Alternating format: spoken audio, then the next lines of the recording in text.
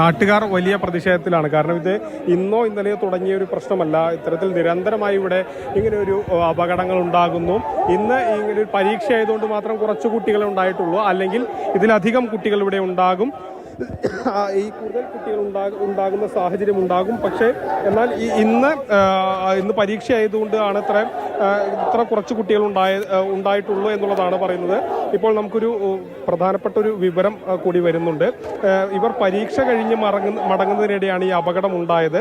ആയിഷ, ഇർഫാന, റിദ, നീത എന്നുള്ള കുട്ടികളാണ് മരണപ്പെട്ടതെന്നുള്ളൊരു വിവരം വരുന്നുണ്ട്. അത് ഇവരുടെ ആശുപത്രിയിൽ നിന്നും ലഭിക്കുന്ന വിവരം അനുസരിച്ചാണ് നമുക്കിങ്ങനെ ഉള്ള വിവരം ലഭിക്കുന്നത്. ഇവർ പരീക്ഷ കഴിഞ്ഞ് മടങ്ങുകയായിരുന്നു.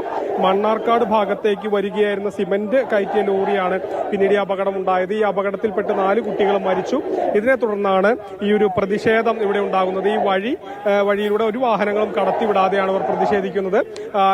കളക്ടർ വന്ന് ഇത്തരത്തിൽ ചർച്ച നടത്തി റോഡിന്റെ അപാകത പരിഹരിക്കുന്നതിനുള്ള നടപടി സ്വീകരിക്കുന്നതുവരെ ഒരു കുട്ടിയെ പോലും കടത്തിവിടില്ല എന്നുള്ളതാണ് പ്രതിഷേധക്കാർ പറയുന്നത്. ശരി, ഗൂഗിൾ VS ആണ് വിവരങ്ങൾ നൽകിക്കൊണ്ട്. ജീവൻ നഷ്ടമായ 4 വിദ്യാർത്ഥിനികളുടെ സുഹൃത്തുക്കൾ, അവരുടെ സഹപാഠികൾ അവിടെ കുത്തിയിരുന്ന് പ്രതിഷേധിക്കുകയാണ്. പനയമ്പാടമാണ് ഈ അപകടം നടന്ന സ്ഥലത്തിന്റെ പേര്. പതിവായി അപകടം ഉണ്ടാകുന്ന സ്ഥലം.